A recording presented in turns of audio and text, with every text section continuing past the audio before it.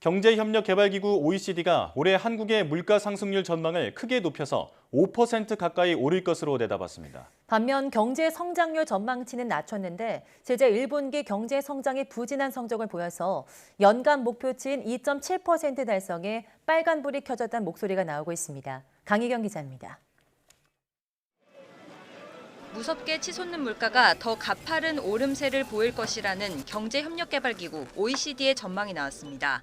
OECD는 경제 전망을 통해 우리나라의 올해 물가 상승률 전망치를 4.8%로 제시했습니다. 지난해 12월 전망보다 2.7%포인트 올려 잡은 것으로 한국은행과 IMF 등 주요 기관 전망 가운데 가장 높습니다. 우크라이나 사태 여파로 원자재 가격이 크게 올랐다는 점이 물가 상승의 주요 원인으로 꼽혔습니다. 반면 경제 성장률 전망치는 0.3%포인트 낮춘 2.7%로 제시했습니다.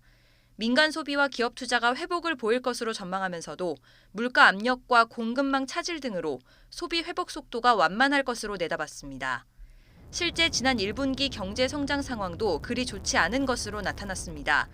올해 1분기 실질 국내 총생산 GDP는 전 분기보다 0.6% 성장했지만 지난해 4분기 성장률에 비하면 절반으로 축소됐습니다. 코로나19와 공급 병목 현상, 우크라이나 사태로 민간 소비와 투자가 뒷걸음질한 탓이 컸습니다.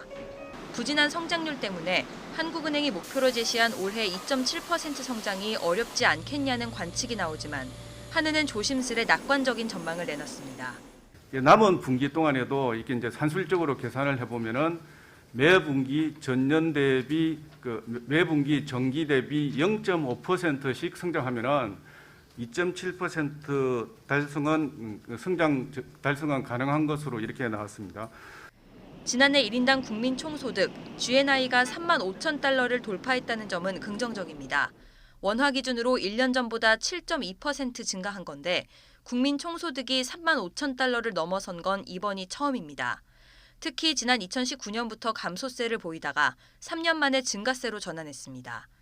하지만 세계적으로 성장률이 떨어지는 데다 높은 물가와 환율 상승세가 이어지고 있어서 경제 성장 동력이 계속 유지될지는 미지수란 우려가 나오고 있습니다. YTN 강희경입니다.